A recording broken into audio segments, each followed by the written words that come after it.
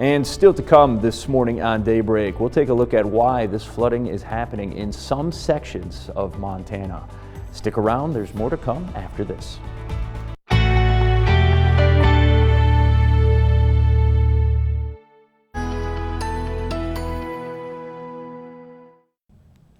And moisture has been the main story over the past few hours, especially over the past 24 hours. We've seen the true power and might of water when it's unleashed, and what a great deal of damage is done down in Yellowstone and other areas in southern Montana. But this morning, we are seeing high wind warning across the High Line and most of central Montana as well, all the way over to the eastern side of Montana. And you'll see coming up in just a few minutes that mainly this high wind warning for sure is indeed justified. And of course, we have a winter weather warning over in northwest Montana and a winter storm watch. Winter weather advisory buried below those as well. You can already see some rain snow mix over on the divide and some pure snow in higher elevations west of the divide, seeing a bit of rainfall this morning as well. But as we zoom in here and take a closer look, you'll see that quite a bit of moisture flowing over the divide. Here's a closer look at that. See quite a bit of snow in higher elevations as well. Rain snow mix. We got a mixed bag of tricks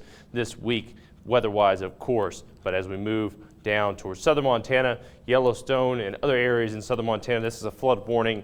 Really seeing just an excess of water and moisture. To put it simply, flooding all the way up and all the way up to Billings there, and all the way over to the Gallatin, seeing flooding as well. Here's a closer look at that. Just really excess moisture, and more moisture is going to be on the way throughout this week. The reason for that, we're going to see a warming in temperatures all the way throughout the rest of your week, as we've actually dipped down a little bit from temperatures we saw during the weekend.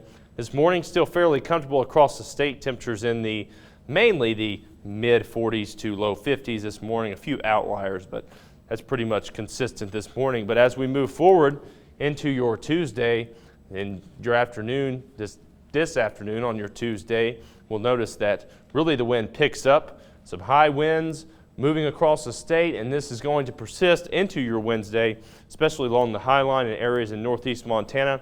Really strong winds ramping across the state. Going to see winds in excess of 60 miles per hour, indicated by the purple shade there, and of course gust over there to 75 plus. So really strong winds there, just blowing right across the state. You can see by tomorrow around midday, just strong winds.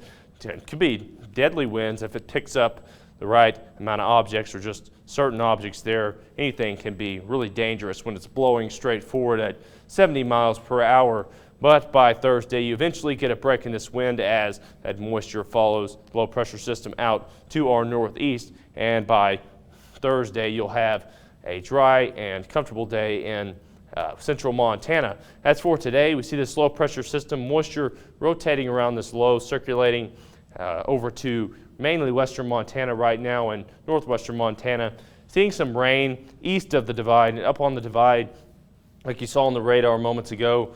A rain-snow mix and snow in higher elevations, but eventually here in central Montana we will begin to see pretty decent and steady showers. Northeastern Montana fairly dry throughout the early portions of the day, but as this low pressure system begins moving closer to the state, we'll begin seeing more moisture wrapping around the low and reaching areas like Glasgow and Jordan. Windy day across the state though, nevertheless.